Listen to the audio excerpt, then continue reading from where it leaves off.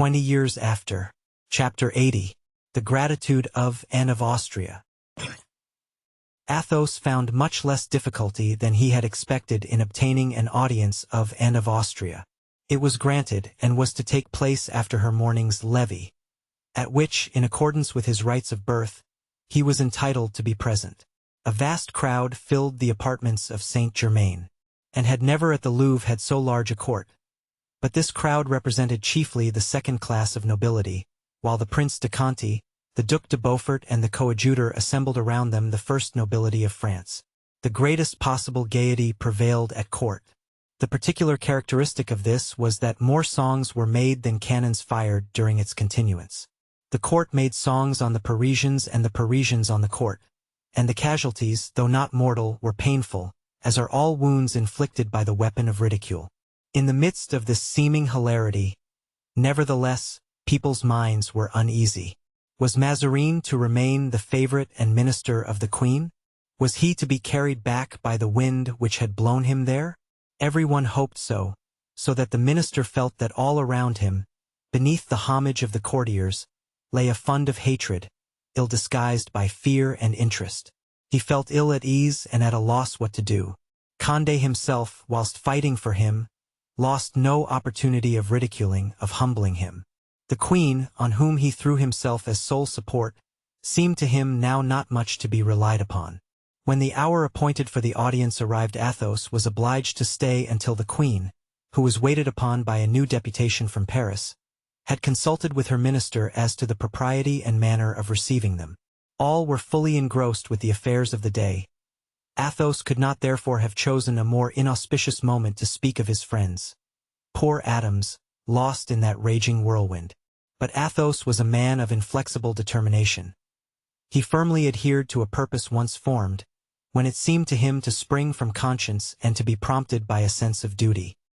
He insisted on being introduced, saying that although he was not a deputy from M. de Conti, or M. de Beaufort, or M. de Bouillon, or M. d'Elbeuf, or the coadjutor, or Madame de Longueville, or Broussel, or the Parliament, and although he had come on his own private account, he nevertheless had things to say to Her Majesty of the utmost importance.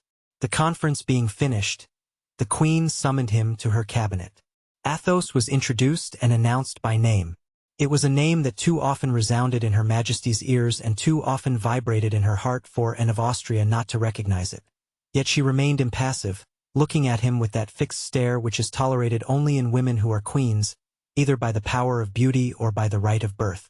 "It is then a service which you propose to render us, Count?" asked Anne of Austria, after a moment's silence. "Yes, madame, another service," said Athos, shocked that the Queen did not seem to recognize him. Athos had a noble heart, and made, therefore, but a poor courtier, and frowned. Mazarin, who was sitting at a table folding up papers, as if he had only been a Secretary of State, looked up. "Speak," said the Queen. Mazarin turned again to his papers. "Madame," resumed Athos, "two of my friends, named D'Artagnan and Monsieur du Vallon, sent to England by the cardinal, suddenly disappeared when they set foot on the shores of France. No one knows what has become of them." "Well," said the Queen, "I address myself, therefore, first to the benevolence of your Majesty, that I may know what has become of my friends, reserving to myself, if necessary, the right of appealing hereafter to your justice." "Sir," replied Anne, with a degree of haughtiness which to certain persons became impertinence, "this is the reason that you trouble me in the midst of so many absorbing concerns. An affair for the police. Well, sir, you ought to know that we no longer have a police, since we are no longer at Paris. I think your Majesty will have no need to apply to the police to know where my friends are, but that if you will deign to interrogate the cardinal he can reply without any further inquiry than into his own recollections."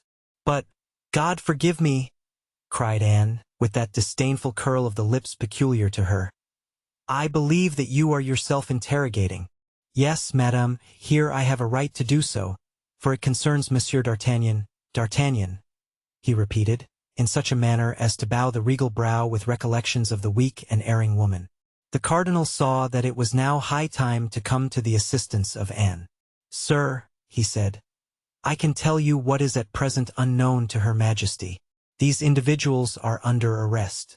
They disobeyed orders. "I beg of your majesty, then," said Athos, calmly and not replying to Mazarin, "to quash these arrests of Messrs. D'Artagnan and Du Vallon." "What you ask is merely an affair of discipline and does not concern me," said the queen. "Monsieur d'Artagnan never made such an answer as that when the service of your majesty was concerned," said Athos, bowing with great dignity. He was going toward the door when Mazarin stopped him. "You too have been in England, sir?" he said, making a sign to the queen, who was evidently going to issue a severe order. "I was a witness of the last hours of Charles I, poor king, culpable at the most of weakness, how cruelly punished by his subjects.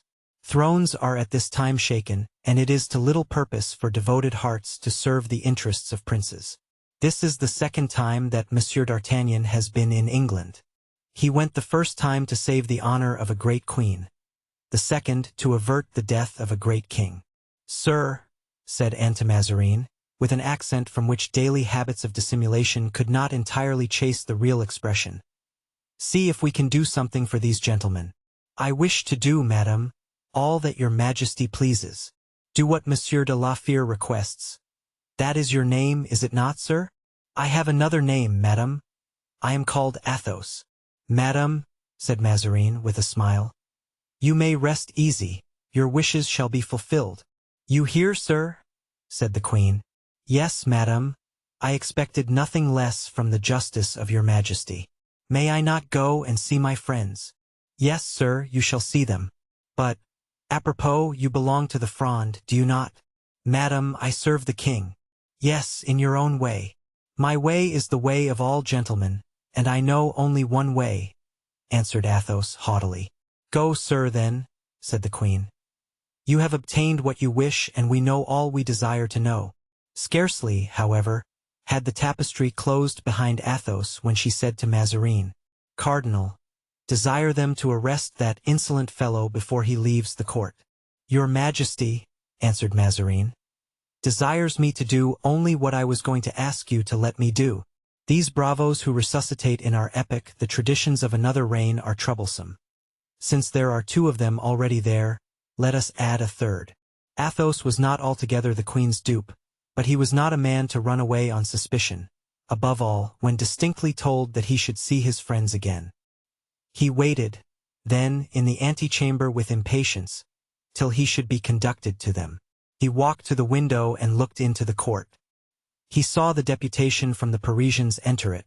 They were coming to assign the definitive place for the conference and to make their bow to the queen. A very imposing escort awaited them without the gates. Athos was looking on attentively, when someone touched him softly on the shoulder. "Ah, Monsieur de Comminges," he said. "Yes, Count, and charged with a commission for which I beg of you to accept my excuses." "What is it?" "Be so good as to give me up your sword, Count." Athos smiled and opened the window. "Aramis," he cried. A gentleman turned around. Athos fancied he had seen him among the crowd. It was Aramis. He bowed with great friendship to the Count. "Aramis," cried Athos, "I am arrested." "Good," replied Aramis calmly. "Sir," said Athos, turning to Comminges and giving him politely his sword by the hilt. "Here is my sword. Have the kindness to keep it safely for me until I quit my prison. I prize it. It was given to my ancestor by King Francis I. In his time they armed gentlemen, not disarmed them. Now, whither do you conduct me?" "Into my room first," replied Comminges. "The queen will ultimately decide your place of domicile." Athos followed Comminges without saying a single word.